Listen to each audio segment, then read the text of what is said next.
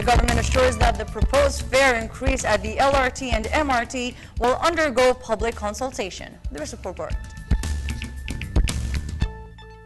Siguro naman po, makatwin na nilapit, man lang natin sa ibinabayad sa aircon bus ang pasahe ng LRT at MRT upang maituon ang subsidya sa iba pang serbisyong panlipunan. In his fourth State of the Nation address, President Aquino gave that statement that served as the go signal regarding the proposed LRT and MRT fare hike this year. Many commuters questioned the proposal and asked why is it needed given that their funds come from the national budget.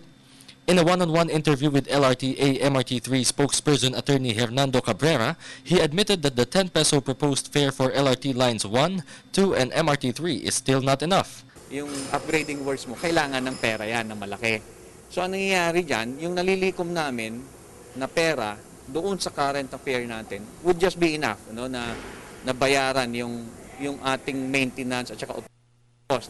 Kung meron mang susobra, kulang pa rin yun. Yung sobra na yun, kulang pa rin yun para tugunan naman niya yung kailangan mong gastusin para sa rehabilitasyon at saka upgrading ng system mo. Kailangan mong i-upgrade, kailangan mong rehabilitate yung system mo. Otherwise, mag-stagnate siya, mabubulok siya, malalaspag siya. It was in the year 2003 when LRT increased fare.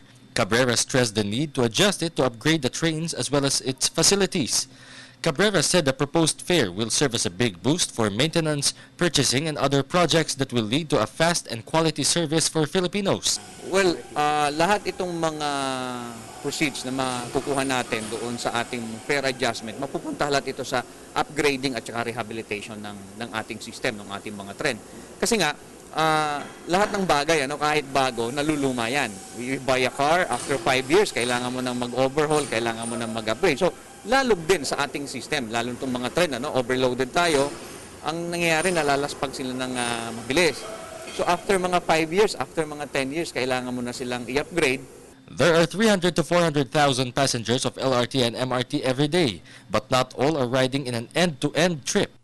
If a passenger coming from LRT Roosevelt Station goes to Baclaran, his 20 peso fare will go up to 25 pesos. Meanwhile, if he rides the train from Central Terminal going to Monumento, his 15 peso ticket will be raised to 20 pesos only. It all means that it depends on the kilometer fare of the passenger. LRTA assures the public of better service, and this will be beneficial for a long period of time. For the People's Television Network, this is Haji Kaaminyo.